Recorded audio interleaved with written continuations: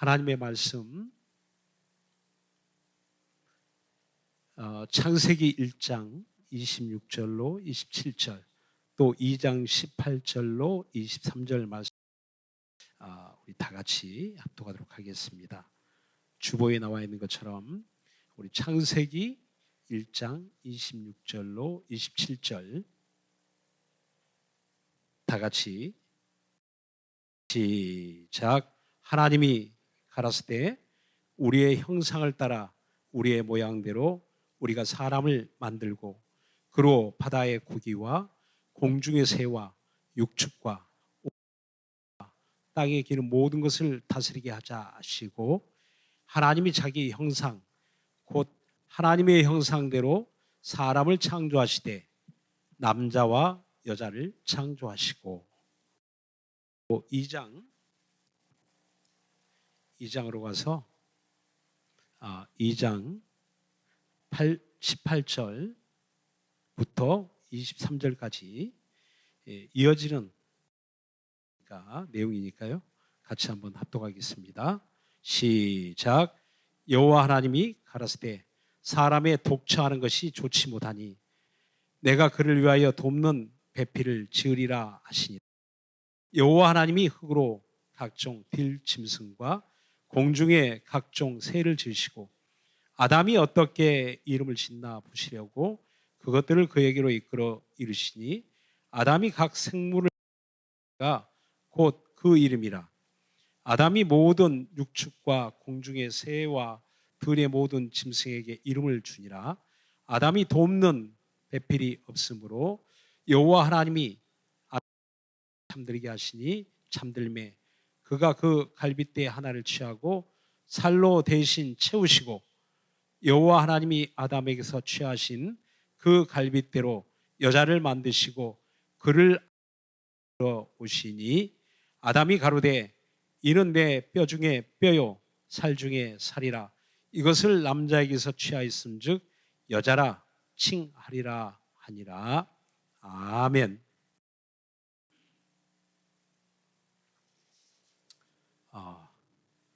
우리 남자분들 옆 갈빗배를 한번 세워보세요.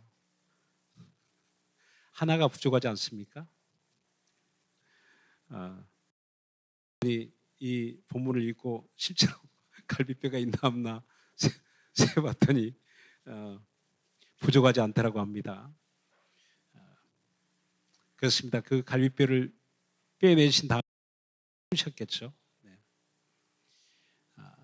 하나님이 사람을 창조하시는 그 장면을 우리가 말씀으로 또 함께 읽었습니다.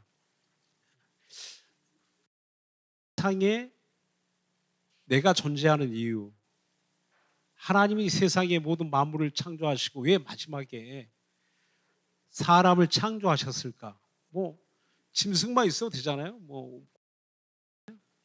근데 여섯째 날에 사람을 창조하시고 또 그날에 하나님 지으신 모든 것을 하나님 보실 때에 하나님 보시기에 심히 라고 이렇게 하나님 스스로 감탄하십니다. 하나님 지으신 모든 세계가 다 아름답죠.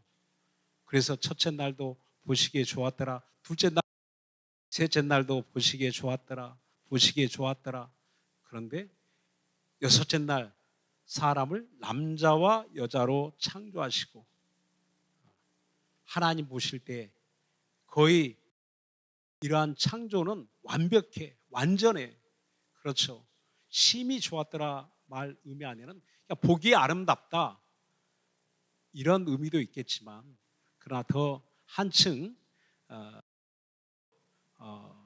그 해석을 해보면 이제 더할 나위 없이 부족하지 않다, 완벽하다, 완전하다 하는 것을 하나님 창조에 이렇게 만족감을 드러내는 표현인 겁니다.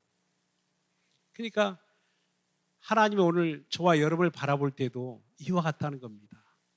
그때만 그랬을까요?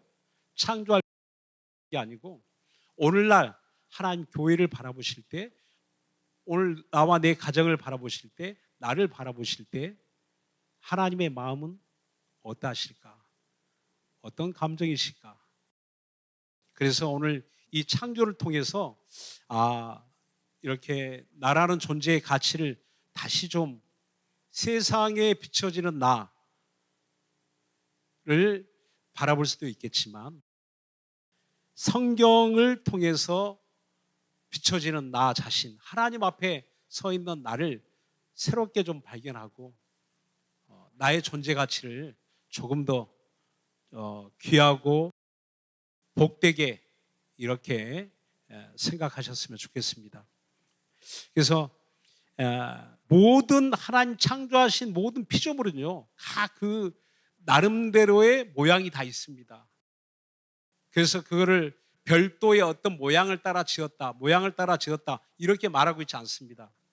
그러니까 개는 개의 모양이 원형이고 소는 소의 모양이 원형이고 닭은 닭의 모양 그 자체가 원형이에요. 다른 어떤 모습을 담게 창조한 게 아니에요. 그런데 오직 사람을 지으실 때는 하나님이 우리의 그 모양대로 하나님이 남자와 여자, 자기 형상대로 남자와 여자를 창조하시고라고 말합니다. 그러니까 여기서 보면 사람은, 남자와 여자는 자기 본래의 형상이 없다는 거예요. 그 형상은 하나님에게로부터 왔다는 겁니다. 하나님의 모습을 닮았다는 겁니다. 여기서 보면 형상이나 모양이나 우리가 생각해서는 형상도 그 모양도 똑같은 말이지 않냐 이렇게 생각할 수 있는데 그 히브리어 원어에 가지고 있어요. 형상이란 말이 첼렘이란 말이고 모양은 데모트란 말인데 첼렘이란 그 말 그대로 형상의 이미지, 보이는 형상을 말합니다. 근데 모양이란 그 말의 의미 안에는 어떤 본성 이런 뜻을 가지고 있어요. 그러니까 하나님이 사람을 만들 때 그 형상, 보이는 형상을 만들고 보이는 형상 안에 하나님이 가지고 있는 하나님의 본성, 하나님의 속성을 주셨다는 겁니다. 이게 얼마나 어마어마한 일입니까?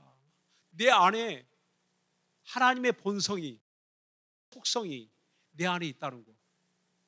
짐승에게는 그걸 찾을 수가 없어요.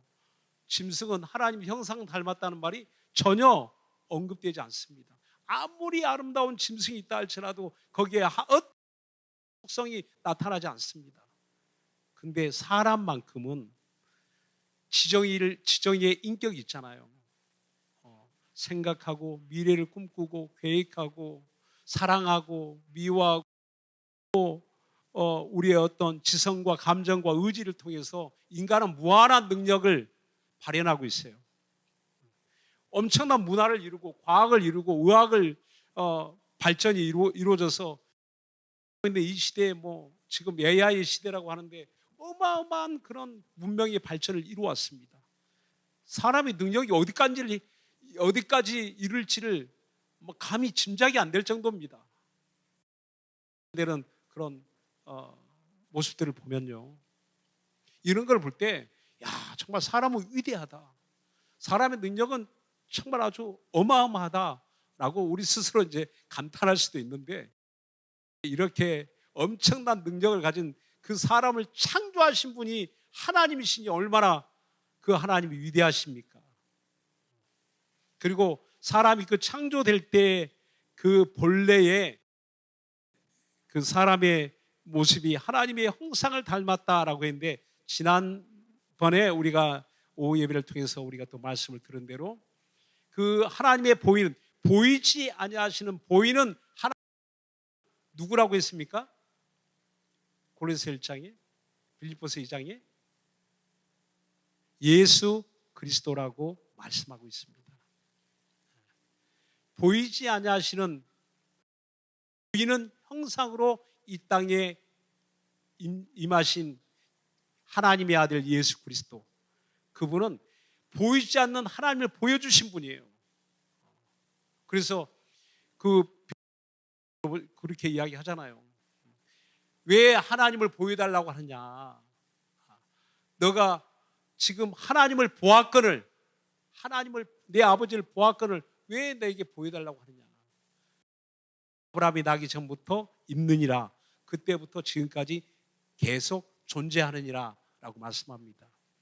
예수님은 영원 전부터 지금까지 앞으로도 존재하시는 할렐루야.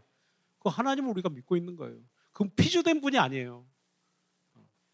만일에 예수 그리스도가 피조되었다 그러면 그건 진짜 이단 사상입니다. 이렇게 하나님의 형상이신 예수 그리스도를 닮은 모양으로 사람이 창조된 거지, 예수님이 사람의 모양의 형상을 가지고 이 땅에 오셨다는 말은 엄밀한 의미에서 그게 거죠. 예수님이 나를 닮은 게 아니라 내가 예수님을 닮는 것이, 그게 바로 성경에서 말씀하고 있는 하나님의 형상을 따라 그 모양대로. 그래서 우리가 형상만, 또한 그 모양, 예수님의 속성까지 우리 사람으로 하여금 가지게 하셨다는 겁니다. 그런데 사람이 죄악으로 말미암아 그런 형상을 잃어버리고 그런 속성을 잃어버리고 살고 있는 거예요. 이 세상 사람들이 하나님 찾지 않죠. 아니, 하나님의 형상이 그 모양대로 지음을 받았는데 하나님을 찾지 않습니다. 원형을 찾지 않습니다. 본래 사람을 있게 한 그 근본 조상을 찾지 않습니다. 이게 왜곡된 거죠. 그렇지만 그게 당연하다고 세상은 그렇게 알고 있는 거죠. 이게 다 인간의 죄악 때문이다. 우리가 성경을 통해서 이제 알게 된 거죠. 자, 이렇게 하나님의 형상의 그 모양대로 하나님 창조하셨는데, 여기 보니까 하면 하나님의 형상의 그 모양대로 창조된 사람과 그 짐승이 다른 게 뭔가? 짐승도 여기 사람을 창조하실 때 2장 8절에 보면, 2장 7절에 보면 여호와 하나님이 흙으로 사람을 지으시고라고 합니다. 사람이 이 땅에 살다 죽으면 다 흙으로 돌아갑니다. 그러니까 사람이 근본 이 재료는 흙이란 것을 알게 되죠. 흙으로 돌아갑니다. 뭐 잘난 사람이나 뭐 못난 사람이나 다 이 땅에 살다가 죽으면 다 흙으로 돌아갑니다. 짐승도 죽으면 흙으로 돌아갑니다. 그러니까 사람은 재료는 같구나. 재료는 같죠. 흙에서 왔으니까. 근데 근본적으로 그 원형이 다르다. 나는 하나님의 형상을 담고 짐승으로 처음부터 존재하는 거고, 또 두 번째 보니까 사람은 죽으면 어떻게 되는가? 보면 전도서 3장 20절로 21절에 이렇게 말합니다. 사람의 혼은 죽으면 위로 올라가고 짐승의 혼은 땅으로 내려가느니라 라고 합니다. 그러니까 혼이 다르다는 거예요. 사람은 위로 올라가는 혼, 짐승은 내려가는, 사라지는 혼. 이것이 엄청난 차이를 가져오고 있는 거죠. 어떻게 이런 일이 있을 수 있을까 하는 것을 보니까 창세기 2장 7절, 여호와 하나님이 흙으로 사람을 지으시고 생기를 그 코에 불어넣으시니 사람이 생명이 된지라라고 말씀합니다. 영적 존재가 되었다는 거죠. 짐승을 생명이라고 말해요. 생물은 되죠. 생물. 그렇죠. 살아있는 정말 그 형상이죠. 그러나 사람은 생령이라고 말합니다. 흙으로 사람을 지으시고 흙으로 짐승을 지으시고 똑같아요. 짐승은 생명을 별도로 만들지 않았습니다. 짐승을 그냥 살아 움직이는 거예요, 그대로. 그러나 사람은 사람을 지으신, 흙으로 사람을 지었어요. 형상을 지었어요. 근데 하나님이 그 코에 생기, 하나님의 호흡, 하나님의 영을 불어넣으시니 그때부터 생기란 말은 생명력이란 말이죠. 생명력을 넣으니까 생명이 되었다는 겁니다. 영적인 존재가 되었다. 남자와 여자, 이는 최초에 하나님 지으실 때 바로 하나님의 생명으로 살아가는 존재가 되었다는 겁니다. 아, 이게 내가 짐승처럼 살면 안 되구나. 짐승은 흙으로 돌아가는 순간에 모든 게 끝나죠. 그 혼이 흩어지고 사라지고 없어지죠. 사람은 다르다는 겁니다. 아이가 무서우니까 죽어서 뭐 우리를 쫓아다닙니까? 절대 그럴 일이 없죠. 사람은 영적인 존재이기 때문에 꿈을 꾸기도 하고 영적인 존재이기 때문에 사라지지 않고 반드시 죽는 것은 정하니치요. 그 후에는 심판이 있으리니라고 말합니다. 반드시 심판과 살아온 결과를 책임져야 된다는 겁니다. 인생을 책임져야 된다는 겁니다. 책임이 있다는 겁니다. 우리가 우리 신앙생활 가운데 우리가 이런 것들을 생각해 보면 우리가 신앙에 어떤 열심을 내는 큰 동기부여가 되는 거 아니겠습니까? 죽으면 끝나면 뭐 우리가 뭐 열심히 살아야 될 이유가 없어요. 근데 죽어도 끝이 아니다.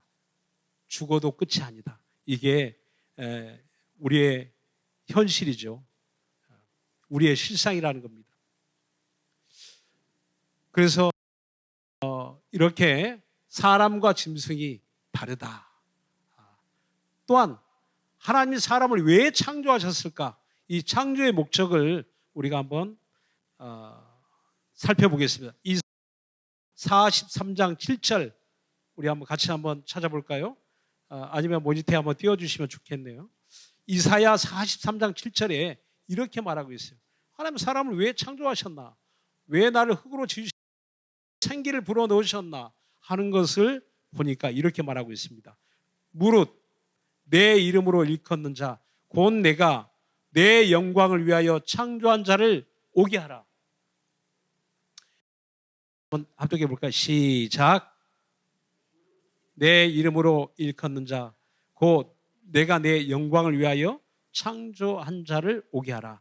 그들을 내가 지었고 만들었느니라. 특히 창조한 그렇죠. 이렇게 하나님 사람을 창조한 이유가 하나님의 이름으로 살아가는 자라는 것. 하나님의 이름으로 살게 하려고. 하나님의 이름으로 산다는 것 자체가 하나님의 영광을 위하여 하나님 창조하셨다는 겁니다.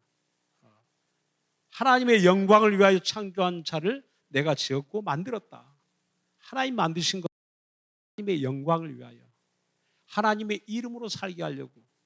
내 이름 석자로 태어났지만 내가 거듭난 그리스도인이 된 다음부터는 하나님의 영광을 위하여, 내가 하나님을 없이 살 때는, 모르고 살 때는 내 이름을 위하여 거기에 목적을 두고 살았지만 그 다음에는 하나님의 이름의 영광을 위해서 우리가 살아가고 있지 않습니까? 목적이 있다는 거예요. 목적이 짐승과 다르고, 우리가 신앙이 없는 사람과 신앙이 있는 사람의 확실한 차이는 뭔가? 나는 목적을 찾은 거예요. 하나님 창조의 목적대로 내가 어떻게 살아야 되지? 하나님의 이름으로. 내가 어떻게 살아야 되지? 영광을 위하여 살도록 지음을 받은 겁니다. 구태여 종교라는 멍에를 메고 사는 게 아니고 본래 하나님이 창조한 그 목적대로 살아가는 나의 어떤 삶의 이유를 비로소 우리가 예수를 믿고 알게 된 겁니다. 직장을 다녀도 하나님의, 내가 무엇을 먹든지 마시든지 하나님의 영광을 위해서, 내가 어떤 내 몸의 건강을 잘 살피는 것도 하나님의 영광을 위해서, 그래서 하나님의 영광을 위해서 살려고 하니까 내 몸에 해로운 걸, 담배도 안 하고 술도 안 하고,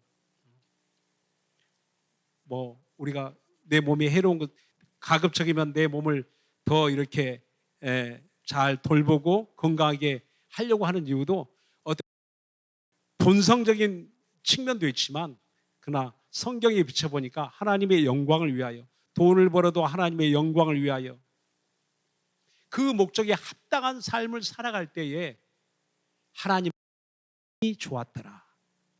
그러나 거기에 부합되지 않는 삶을 살게 되면 하나님 보시기에 여기 보면 이제 그런 말씀이 나와요.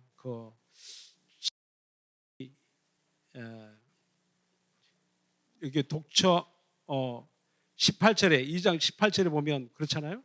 사람의 독처하는 것이 좋지 못하니, 독처하는 것이 좋지 못하니 그를 위하여 돕는 배필을 지으리라 하시니라. 그러니까 하나님의 영광을 위하여 어떻게 내가 하나님의 영광을 위해 살아갈 수 있을까 하는 것을 볼 때에 하나님 사람을 창조할 때의 그 모습을 보니까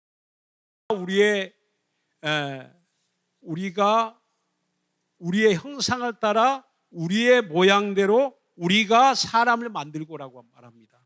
하나님 사람을 창조할 때 하나님 아버지 혼자서 하는 게 아니고 하나님 아버지와 아들과 성령님이 함께 사람을 창조하셨다는 거예요.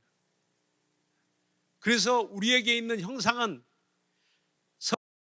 성령의 삼위일체 하나님의 형상, 우리 안에 있는 이 속성은 성부와 성자와 성령 삼위일체 하나님의 속성이 우리 안에 있다는 겁니다. 그래서 우리가 하나님에 따라 내 창조의 목적대로 살아간다는 것은 하나님이 그렇게 사람을 창조하신 것처럼 나도 내 독단적으로 살아가는 삶이 아니라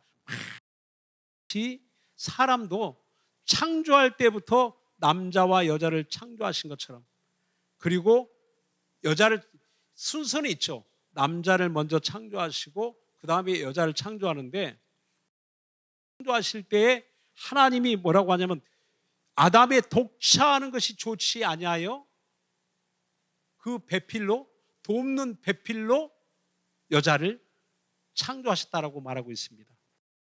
말하면 여자, 배필, 배우자의 역할은 돕는 역할이라고 말하고 있어요. 돕는 역할. 여기서 이제 뭐 저도 한동안 이제 오해를 할 수 있는 것은 보조적인 수단, 여자는 그러면 보조적인 역할만 하는 그런 수단인가? 내가 부족한 거 좀 채워주는 수단인가? 내 일을 돕는 수단인가? 라고 생각할 수도 있죠. 사람들이 또 이런 본문을 통해서 마치 여성을 약간 남자에게 종속되고, 그리고 약간 남자가 머리고 여자는 여자는 꼬리입니까 그러면? 그러니까 이제 그런 생각할 수도 있는데, 근데 그게 아니라는 겁니다. 여기서 돕는이란 말의 의미를 우리가 좀 이 히브리 원어로 이제 이해를 하면은 다르구나. 저도 이게 원어를 이렇게 보면서 에제르라는 그 말의 의미를 보니까, 에제르란 말이 이 돕는단 말이에요. 돕는다는 말인데, 여러분, 돕는다는 게 사람을 돕는 경우도 물론 있죠. 회사에 가면 직장 상사를 위해서 또 그 부하 직원이 서류를 준비하고 해서 챙겨서 돕는 경우도 있죠. 근데 여기서 돕는다는 말은 아랫사람 돕는다는 그런 의미가 아니고, 그 시편 121편에 보면 나의 도움이 어디서 올꼬? 나의 도움이 천지를 여호와에게서로다라는 이런 고백이 있어요. 다시 말하면 이 도움이란 말이 성경에 상당히 많이 이렇게 사용되고 있는데, 그 용어의 사용이 하나님이 사람을 도우실 때, 사람이 하나님의 도움을 바라고 도움을 요청할 때 그 도움이란 말을 사용합니다. 이건요 엄청난 있는 거예요. 그러니까 여러분, 강한 자가 약한 자를 도울 수 있잖아요. 있는 자가 없는 자를 도울 수 있잖아요. 그런데 하나님이 사람을 도우는요 차원이 다른 거예요. 같은 사람끼리 돕는다는 것도 굉장히 고맙죠. 감사하죠. 근데 하나님이 나를 도우신다. 그래서 성령님의 보이사, 성령님의 역할을 이야기할 때 보혜사 파라클레이토스라는 말을 사용합니다. 그 곁에서 우리를 도우시는 분이란 뜻을 가지고 있습니다. 다시 말하면 성령께서 우리를 도우시죠. 성령님은 우리 안에 오셔서 우리가 거룩하게 살도록, 우리가 하나님 말씀대로 살도록, 우리가 정말 믿음으로 살도록 성령께서 우리를 도우십니다. 즉시로 회개하도록 성령께서 우리를 도우십니다. 나를 진리대로 살도록 성령께서 우리를 도우십니다. 나를 기도하며 살도록 성령께서 우리를 도우셔요. 하나님 말씀대로 살도록 나를 이끌어 주십니다. 이렇게 성령께서 우리 안에서 도와주시죠. 그래서 로마서 8장에도 성령께서 우리의 연약함을 도우시나니라고 말합니다. 성령께서 우리 가운데 오시면 구경하러 오신 게 아니고 나를 도와주시죠. 그러면 나를 수종드는 분인가요? 그게 아니죠. 내가 수종들며 내가 섬기는 분이 나를 도와주신다는 거예요. 이보다 더 어마어마하게 큰 도움이 어디 있습니까? 그래서 아내의 도움은 누구의 도움과 같다? 하나님이 나를 도우시는 것과 같다. 틀리지 않습니다. 내가 위해 살고자 할 때, 내 가정이 하나님의 영광을 위해 살고자 할 때 나의 부족한, 나의 결핍된 부분을 누가 도와줘요? 그 여자가 도와준다. 여러분 곁에 있는 내 아내가 나의 부족한 것을, 나의 결핍된 부분을 도와주신다는 겁니다. 그래서 독처하는 것이 좋지 못하다고 했을 때 아담은 완벽한 것 같지만 하나님의 영광을 위하여 사는 존재로서는 결핍되어 있다. 반드시 넘어지게 되어 있다. 반드시 무너지게 되어 있다. 뭔가 하면 안 되는 존재가 남자라는 겁니다. 우리 여자분들 많이 좀 도와주세요. 좀 도와주시기 바랍니다. 남편 혼자 못 살아요, 이게. 안효성 안사님 어때요? 솔직히 이야기해 보세요. 이 말씀 잘 하셔야 돼요, 지금. 정답. 맞습니다. 도와주셔. 남자를 여자가 도와줘야 살아요. 혼자 총각 때 열심히 살아도 결혼하고 보니까 진짜 아내가 도와줘야 사는구나. 불쌍해요. 남자들 좀 도와주세요. 그래서 나이 들수록 더 이렇게 창조의 본성대로 돌아가는 거예요. 나이 들수록. 젊어서부터 그러면 얼마나 좋아요. 근데 자꾸 이제 의지하려고 하죠. 아내를 의지하려고 합니다. 근데 이게 창조의 목적대로 돌아가는 아주 아름다운 가정은요, 아내의 도움을 받는 것을 부끄러워하지 않고 오히려 그게 나를 위해서 진짜 이렇게 말해주는 거구나, 위해서 이렇게 이야기해 주는구나 라고 생각할 수 있는 거죠. 근데 그걸 잔소리라고 생각하면 안 되는 거고, 또 잔소리를 하는 게 아니라 진정으로 내 남편을 사랑하고 존중하는 마음으로 돕는 자, 하나님이 도우시는 것처럼 내 남편을 돕는 자, 하나님의 도움을 받는 것처럼 내 아내를 통해서, 또 아내를 통해서 도움받기도 하지만 배우자의 역할이 서로가 돕는 배필이에요. 서로가 돕는 배필입니다. 남자만 돕나요? 남편이 아내를 돕죠. 근데 남편이 아내를 도울 때는 그 역할이 좀 다른 측면이 있습니다. 에베소 5장 22절로 33절까지 보면은 그 예수 그리스도의 관계를 통해서 하나님이 여자의 머리됨이 남자요, 남자가 남편이 아내 사랑하기를 그리스도가 교회를 위해서 자기를 내어주심 같이 하라. 사랑하라는 거예요. 어떻게 사랑합니까? 모든 걸 내어주신 것처럼 사랑하라는 겁니다. 목숨을 내어주신 우리 주님처럼 사랑하라는 겁니다. 그러니까 남편은 사랑하는 거예요. 모든 걸 다 주잖아요. 정말 가정을 위해서, 아내를 위해서 다 내놓잖아요. 목숨 같은 물질을 다 내놓잖아요. 다 모든 걸 다 내놓습니다. 그러니까 오늘 이것이 당연한 하나님 주신 마음이에요. 아내를 바라보면 어떤 마음이 들어야 됩니까? 내 뼈 중에 뼈요, 살 중에 살이라.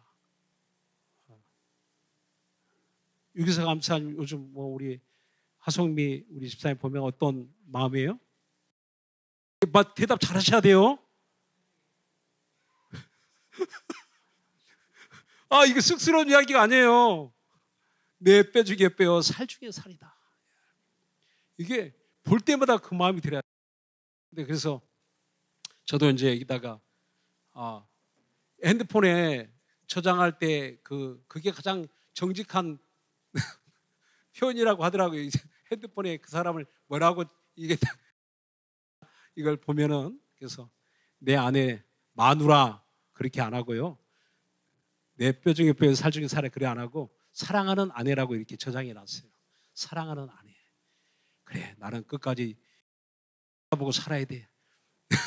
그래서 저도 한눈 팔지 않으려고 사랑하는 아내 이렇게 적어놨습니다. 핸드폰 볼 때마다 전화가 때리는 오면 내 사랑하는 아내로부터 전화가 왔구나.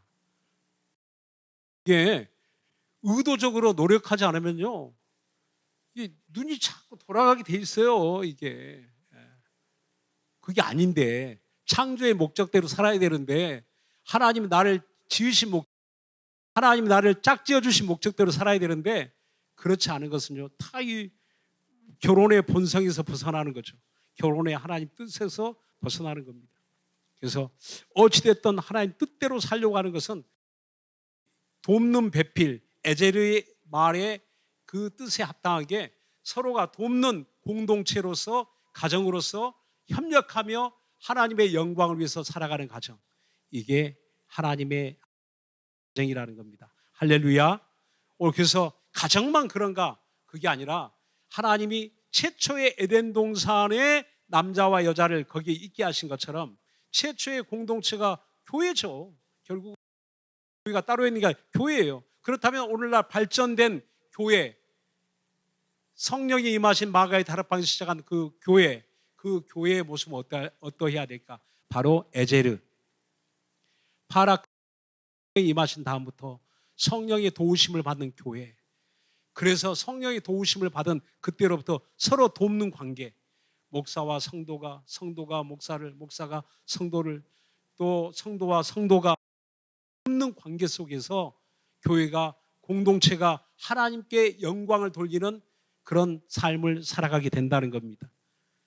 오늘 교회는요, 절대 혼자가 아닙니다. 혼자 있는 데를 교회라고 말해요. 주님도 두세 사람이 모인 그들 중에 내가 있느니라 라고 했지, 너 혼자 있는데 내가 혼자 있다, 내가 함께 한다는 말하지 않습니다. 교회는 두세 사람이 항상 모여 있는 곳에 내가 그들 중에 그렇습니다. 교회는 혼자 열심히 잘하는 곳이 아니라 서로 돕는, 서로 협력하는 연합과 동역이 이루어지는 곳이 교회라는 겁니다. 창조의 목적대로 우리가 우리의 모양대로 사람을 만들고 형상을 따라 사람을 만들고, 주님도 성부, 성자, 성령 삼위 하나님이 연합하신 것처럼 부부도 함께 연합해서, 우리 교회도 함께 연합해서, 누구 장로님 혼자 일하는 게 아니고 안수사님 혼자 일하는 게 아니고 함께 다 서로 돕는 자가 되어서, 에제르 돕는 자가 되어서 서로 세워주는 교회, 그게 하나님 보시기에 심히 좋았더라, 심히 아름다운 가 되어지는 겁니다. 여러분, 가정도 우리 교회도 누구 한 사람, 특출난 사람 때문에, 유명한 사람 때문에 그 교회 가야지, 그게 아니라 오늘 3부 예배 때 이야기하잖아요. 108번 옮긴 찾아다닌 사람, 김현숙 씨의 그 책에 흔들리는 나를 붙들어 주소서라는 책에 나오는 어떤 장로님의 이야기인데, 바로 108번을 교회를 한 달에 5번을 옮겨 다닌 사람, 한 달에 1년 마지막 장례를 치르는데 장례 치러줄 교회가 없어요. 마지막 번째 교회에서 그냥 할 수 없이 그 교회에서, 아는 사람도 없는 그 교회에서 장례를 치러줬다고 합니다. 108번 교회에 남겨놓은 그 책이 계속 옮기는 교회마다 이 교회는 성가대가 어떻고, 이 교회는 식당이 어떻고, 이 교회는 목사님 설교가 어떻고 108번을 지적을 해놓은 거예요. 책이 나왔다고 합니다. 그러니까 결국 결과는 이상적인 교회를 원해서 찾아다녔지만 결론은 있다 없다 없었더라. 세상을 떠났더라. 흙으로 돌아갔더라. 이 세상에는 우리가 생각하는 이상적인 교회 어딘가에 있겠지. 사람이 있는 곳에 갈등이 있죠. 모든 싸움이 있고 갈등이 있고 어려움이 있습니다. 사람이 모였으니까. 그러나 충만한 성령께서 도우시는 교회, 성령의 도우심을 받는 그 교회는요, 서로 도와주는 관계를, 서로 사랑하는, 서로 붙들어주는 교회를 이루어갈 수 있습니다. 할렐루야. 오늘 우리 개혁 공동체가 이렇게 하나님의 창조의 목적대로 살아갔으면 좋겠습니다. 정말 우리 연합과 동역을 이루며 하나님이 나를 창조하신 것처럼, 남자와 여자를 창조하신 것처럼, 하나님 내 가정을 짝지어 주신 것처럼 내 남편, 내 아내 하나님이 주셨다라고 생각을 해야지. 잘못 만났네. 내 실수했어. 그러면 이제 큰일 나잖아요. 이게 실수였네. 실수로 만나면 안 되죠, 우리가. 그래서 하나님이 짝지어 주셨다. 사람이 나누지 못할지니라. 사람이 어떻게 할 수 없다는 겁니다. 가정을. 정말 우리 하나님 짝지어 주신 가정들, 이렇게 하나님이 새롭게 창조하신 내 가정, 이렇게 하나님 뜻대로 세워갈 수 있고, 우리 교회를 함께, 저와 여러분이 함께 아름다운 교회, 하나님 보시기에 심히 좋았더라 하는 교회로 또 함께 세워갈 수 있기를 예언합니다. 기도하겠습니다. 자, 우리 기도하실 때.